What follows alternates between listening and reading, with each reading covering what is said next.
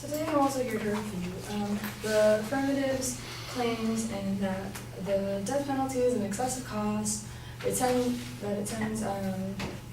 it convicts innocent people of crimes that they did not commit, and that it does not deter crime. So my first point is that the affirmative side fails to mention how much it is actually to keep someone in prison for life. They don't mention it at all, they just mention the cost of the death penalty. However, the death penalty is actually a little bit less costly than keeping someone in life for prison. Also, there's been a rise in people who have been being sent to life without chance of parole in prison. An article done by Progress in 2013 said that there's been a 22% increase in prisoners sentenced to life without parole since 2008, increase from 40,745 to 49,081. So this just kind of goes to show, like, there is going to be an increase in people who get sent to prison with sentenced to life without parole.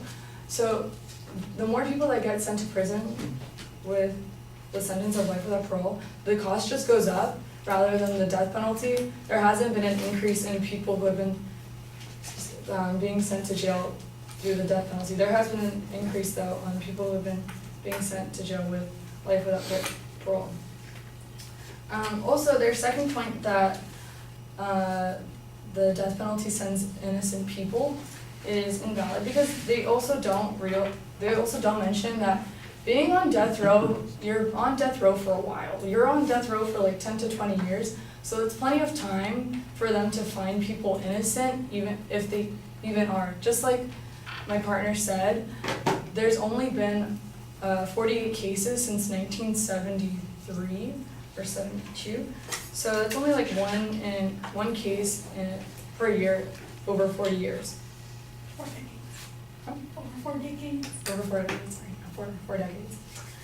Also, their third topic, that the death penalty doesn't deter crime. An article done by the U.S. News said a 2008 comprehensive review of capital punishment research since 1975 by Drexel University stated that the majority of studies that track effects over many years and across states and countries find a deterrent effect that the death penalty has on capital punishment.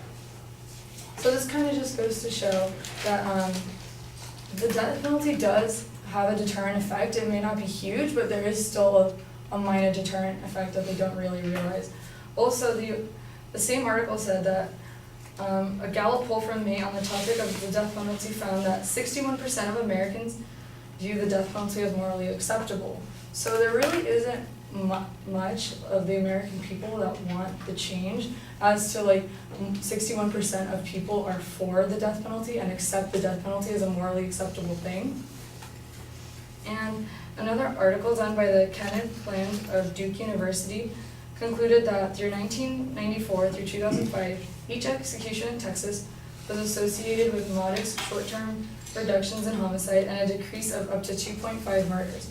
And in 2009, research found that adopting state laws allowing defendants in child murder cases to be eligible for the death penalty was associated with an almost 20% reduction in rates of these crimes.